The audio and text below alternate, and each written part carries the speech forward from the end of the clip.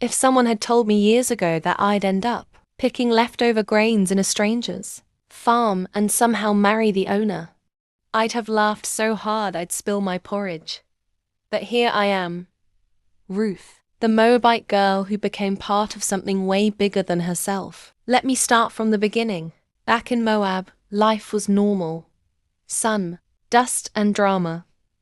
Then one day, a family from Bethlehem moved into our town. A husband, his wife Naomi, and their 2 sons. You could tell they weren't from around here. Their accents gave them away. Long story short, I married one of the sons. Naomi became my mother-in-law. And honestly, she was one of the few in-laws who didn't drive me crazy. But then life happened. My husband died.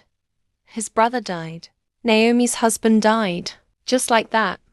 All the men were gone. 3 widows left staring at each other with tear-swollen eyes and empty pots.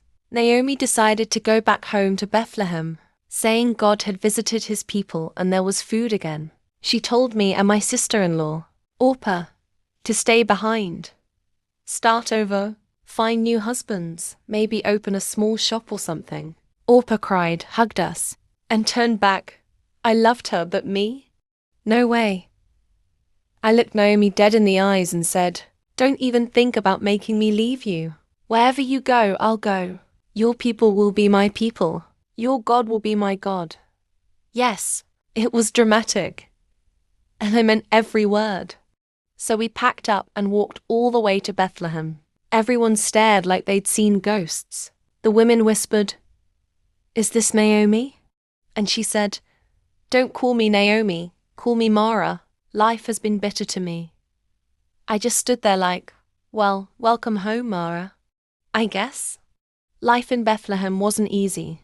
We were broke and hungry. So I went out to pick leftover grains behind the harvesters. I didn't even know whose field I was in. I just needed food. Turns out, that field belonged to Boaz, a rich, kind man who also happened to be related to Naomi's late husband. Boaz noticed me. I mean, who wouldn't? I was working hard. He asked his workers who I was. And when he heard my story, he treated me with such kindness, told me to stay in his field, not to worry, and even invited me to eat with his workers. I went home that day with enough grain to feed us for days. Naomi's eyes lit up when I told her his name. Boaz. That man is one of our family's redeemers, she said. And just like that, the matchmaking switch flipped in her brain. Later, Naomi told me to dress up, put on perfume, and go to the threshing floor where Boaz was sleeping after a long day of work. I thought, mother-in-law, what kind of plan is this? But I trusted her. I did everything she said. When Boaz woke up and found me there, I basically proposed first. Yes, it was bold, I said. Spread your cloak over me, for you are my family's redeemer. He was surprised, but you could see that smile. He liked me too. Boaz handled everything like a gentleman. He met with the elders, sorted out all the legal stuff, and before long _boom_, we were married. I, Ruth the Moabite, became the wife of Boaz, one of the respected men in Bethlehem. And that's not even the end.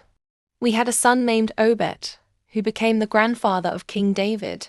And guess what? That means my name ended up in the family line of Jesus himself. From picking leftover grains to being part of a royal bloodline.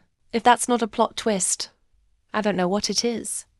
Please don't forget to like, comment and subscribe to this channel for more amazing videos like this.